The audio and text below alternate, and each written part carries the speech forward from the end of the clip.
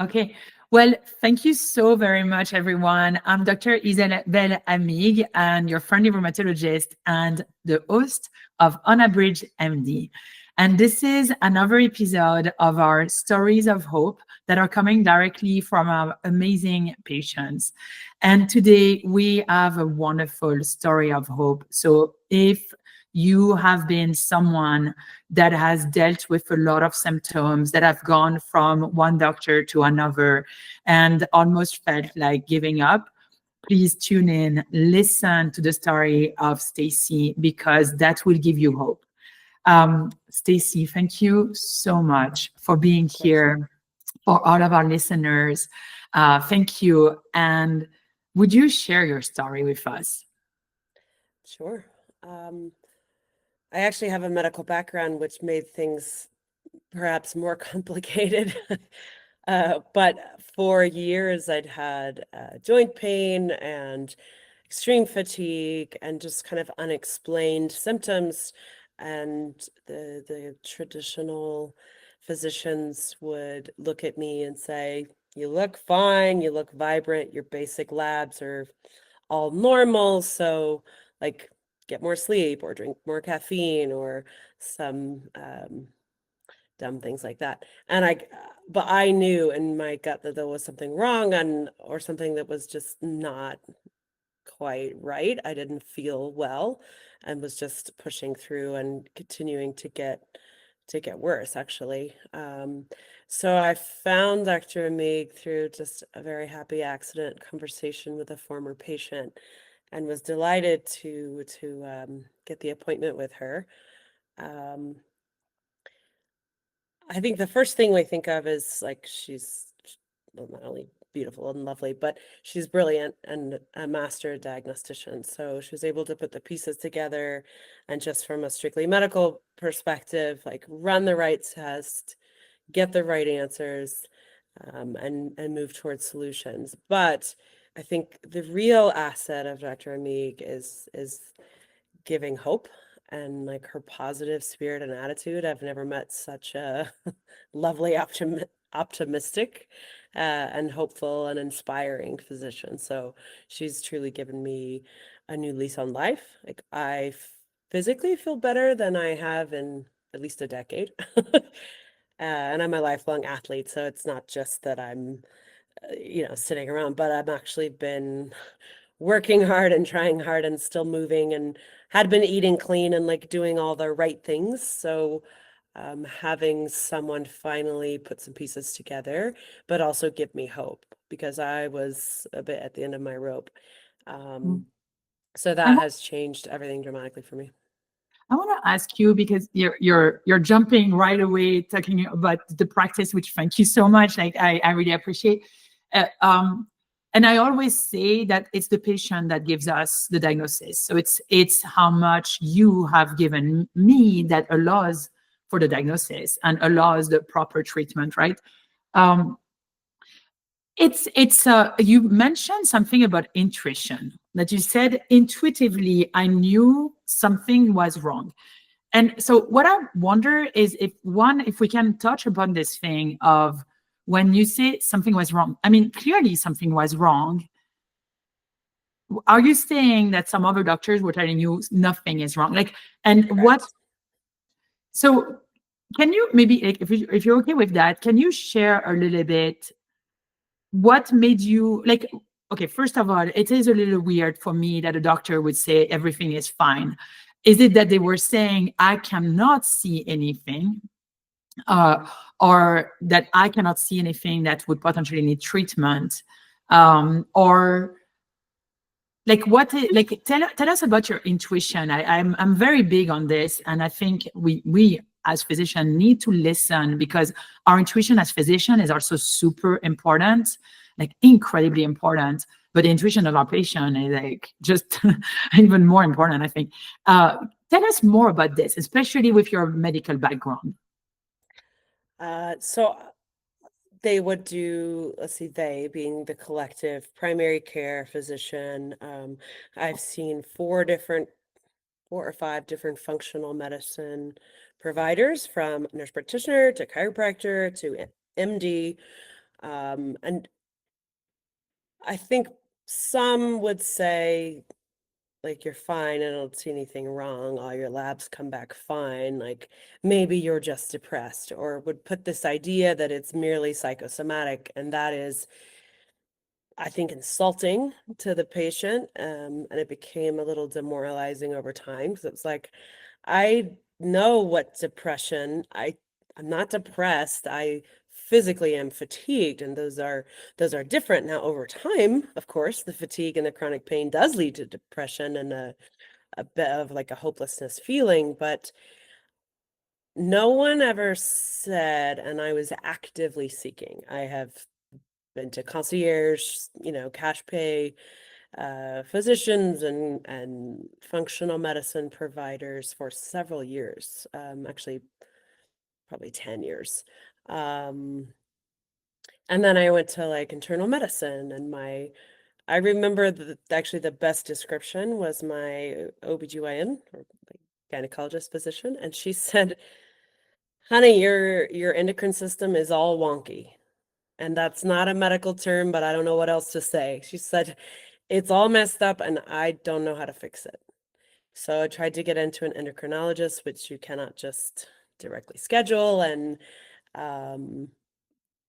it was, if I hadn't been such a fierce self-advocate, I think I would have given up years ago. But I had this intuition of like, there is something more. And I do believe the body always wants to heal itself and will, given the right environment. And I was just like, okay, someone help me point towards what is the right environment and how can I achieve like healing and Mhm. optimal health. I love this. I love what you said about the body will heal itself. And I'm such a big fan of this because I feel like our medicine, well, especially Western medicine, are only here to help our body heal. If you actually think about it, any Yes. medication, what it does is help our body heal. It's not the medication that does the work, it's the body that does the work with that little help. Um, just because I'm thinking, I do see a lot of patients who have seen many other docs and or who have been, I think the worst is when they've been gaslit. And Yes. this is, and so it's something that's really important to me because I'm a woman and a lot of the patients that are being gaslit are women. Yes. And so what I wonder is what, some patients will completely give up and they're like, Yes. yeah, whatever. Like, and they give up and so their life is tough. And oh man, the number of patients that I see and they have been okay with not being okay. And Yeah. somehow, I don't know why. I mean, I asked them and we discussed that, of course, but like it sort of seems completely unrelated to anything. Maybe one day they have more pain and they're like, I'm so done. Let me go and see Dr. Amigues, But what I wonder, it's not really about me. That's not what it is about, because it's about you and about patients. And our auditors are all over, right? It's not just in Colorado. But it's what advice would you give after seeing so many doctors? What is it? Were you hoping to some symptoms may have come up? So maybe now I'm more easily diagnosed, like diagnosable. I don't know if you say that. Or is it I'm gonna keep until we figure this out? Like what is and what's the advice that you would have for women who are being and women and men, but mostly women, I really think so, that are being gaslit? What's the advice? Yeah, I totally agree. I do think as women we get gaslit and they lump it into like, oh, you have fibromyalgia, which is this like sort of thing no one wants to touch. Mhm. And it does kind of link towards psychosomatic. And I don't think there's plenty to say that trauma and past experiences do contribute to autoimmune, but it doesn't make it any less real. It doesn't make it any less real to the patient. And what I was finding is like it started with joint pain. So you see an orthopedist. Western medicine seems to be incredibly siloed and segmented.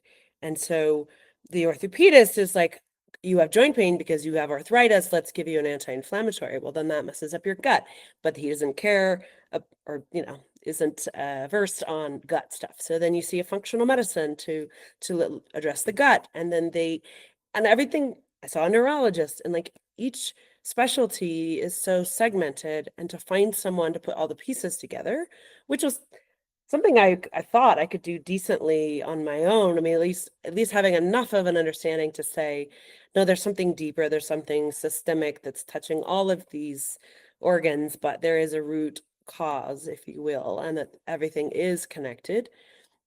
And so who is the expert to say, how are these all connected, and what is the root cause that can manifest as joint pain, and can manifest as headaches, and can manifest as fatigue, but underneath that there is something at the root. So I think continuing to just like, no, there's what is the origin of this, and who can put the pieces together.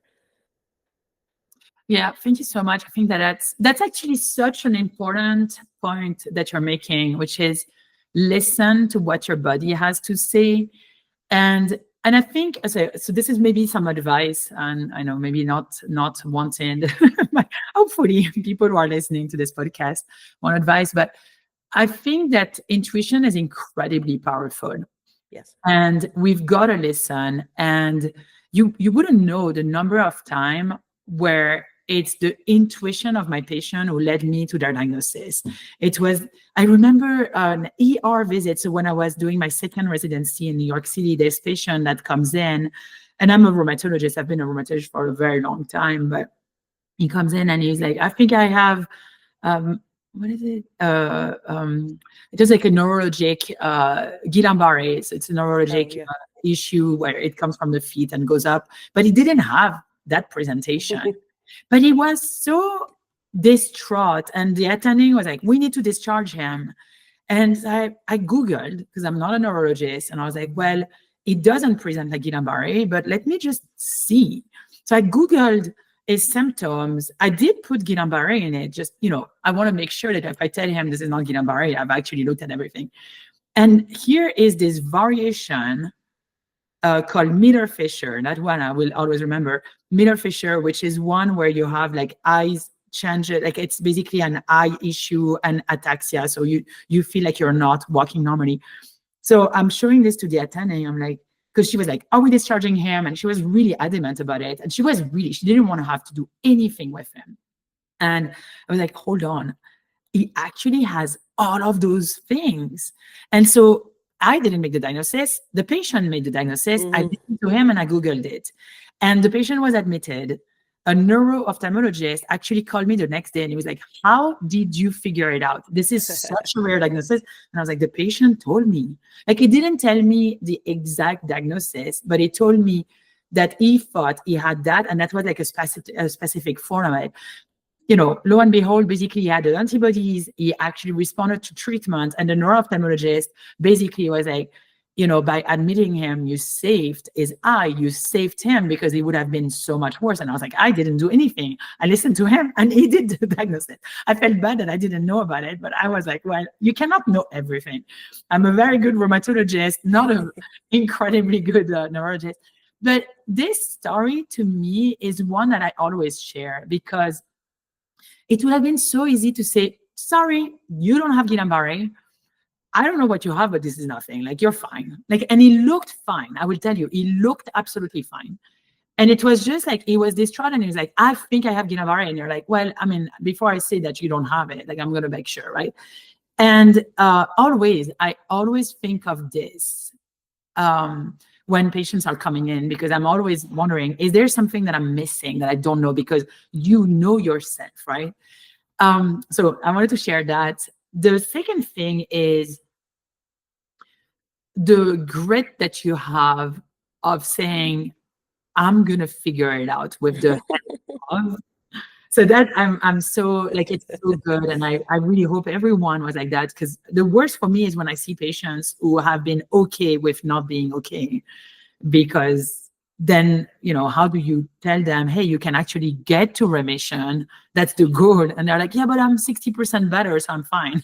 No, Right. you're Right. not, so there's that. Um, and the other thing that really talked to me, that you mentioned, was the fragmentation. And the reason I'm sharing this is that, the word unabridged. So I'm not, my first language is French. And then there is English that I've learned much later in life. And I love that word unabridged, right? That it's the non-edited version. And so when I opened the practice, I wanted to reflect the absence of fragmentation. This idea that you're not siloed, but as a patient, you're a full person. And we want to look at you as a full person and not fragmented, the way that the insurance system is obliging us to care for our patients, because they only pay so little that you can only see one problem per patient. And then you have to ask them to come back in a month or 2 or 3. Oh, well, we dealt with this one thing. And then you're like, okay, now we are dealing with this other thing. And you're like, wait, hold on. Like, you've got to put it together. So sorry, I'm taking a long time, but it really spoke to me, this non-fragmented. What do you think, if you had, a magic wand, and we could fix the healthcare system, what, I know, right? What, like, or even as a patient, what do you wish you would see more of? Like, what do you feel is needed right now? Oh, I have a few parts. Uh, First, I love your story, and I think the biggest thing that makes you so incredible as a physician and provider is that you do listen, and that you do believe in intuition, both your own and your patients. I think that is missing. Certainly, I think 50 years ago, our old country where I grew up, let's say 30 years ago, our old country physician had would spend more time with you and knew you over a long period of time. And so there was, a little bit more of kind of listening and seeing the holistic. But now, because of the third party payer system, which I think is a real problem, because you have a third person who's not medical mandating the time you spend and what's going to be paid for. And then you can't, a physician can't run a practice without getting paid. Medical school debt aside, even, it's just not, it just doesn't make sense, not feasible. So they have kind of dictated this very, very short time and this one problem at a time, and you can only focus on one thing. And then everyone's become very hyper focused. I also don't think, I don't know about, let's say, the last 5 to 10 years, but American medical schools don't teach nutrition, and they just teach a lot of the, like, let's say, hard sciences, chemistry, microbiology, that kind of stuff. But I don't think they do a great job of incorporating it all together in the human body. And we are not just a mixture of independent systems, but everything is interdependent. And your face gives feedback to your brain just as much as your brain tells your face to smile. So those interconnectedness, I don't think is taught or is emphasized. I don't think nutrition is being given as an option to people. I like the American diet is terrible, and I don't think it's really addressed as like the root of it. But maybe it's starting to now. But I guess to more succinctly answer your question, I think there's not enough time or thought to the holistic approach. I love this. And what's really interesting is that if you ask doctors, a lot of them would actually tell you that they are missing that themselves. For sure. Yeah. What's really interesting is take a physician and see them become a patient, and you'd be shocked. You'd be like, hold on. Yes. Anyone else, they don't want to take medicine. Yeah. And if they are taking a medicine, it has to be like, they have to be convinced. Yeah, the standard. It's funny. So I had I think I had quite a bit of a module for nutrition in France, But it was much more about the number of calories. No, it was actually really, it was not my favorite. It was calories. It was like, how do you supplement someone that needs nutrition from outside, like with TPN, like, TPN is like the only thing taught here. Exactly. Yeah, that's what we learned. And it's like, wait, hold on. Like, there's so much more about nutrition. So it is, I fully agree with you. I think it's something that we should teach. Actually, honestly, I think we should teach it in high school and early on, because the same thing that I think finances should be taught early on as well. So, yes. Agreed. Like, I took both in high school, but on my own. Like I started taking outside nutrition classes in high school on my own, just from an athletic perspective. But yeah, it's fascinating to me how many adults know virtually nothing about nutrition. Mm-hmm. So there's like recommend books or try to teach a little bit, or like, Jillian Michaels had a great phrase: if it came out of the ground or it had a mother, eat it. Oh, I love that. Like, and that just makes it very, very simple on it's whole foods. What was real? What was actually grown from the earth, or birthed from? I love that. I love that. So you've shared so many wisdom, so many valuable points, and I kind of want to, like I said, I want to be make sure that your time, I know you're busy. If you had to close this to give hope, right, to maybe the younger self, what would you, when you felt like maybe at the end of a visit with another doctor that's telling you, sorry, like, I cannot see anything that's wrong with you, what would you tell that younger self right now? Great question. At times, I think I pursued it so fervently, so determined, that I was a little bit driving myself crazy.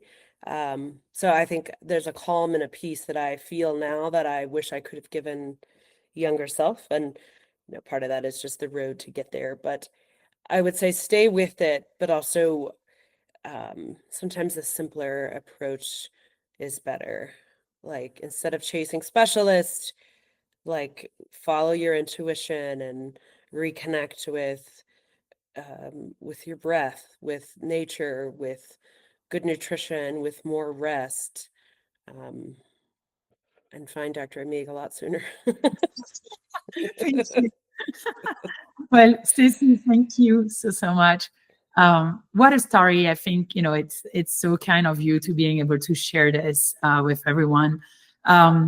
Thank you. And to our listeners, whether you're in Colorado or outside, I hope this gives you hope that no, you are not doing something that's wrong. The system is really broken. It's all the doctors will tell you. There's so many doctors that are quitting medicine, which is so sad, because I do think that they love it. They just don't want to be in the system, and they don't see another way. So just know this: it's not you, it's the system. It's not even the doctors, it's the system.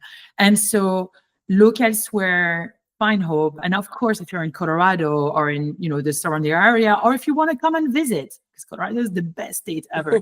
I think I'm not going to say it, I think it's better than France, even though I love France. So come and sure. Another discussion. Come and see us, and come on UnabridgedMD. It would be an honor to see you, and maybe we can share a story of hope, then, of your story, then later on. Stacy, thank you so much for coming on the show. I really appreciate you. Take care. Thank you.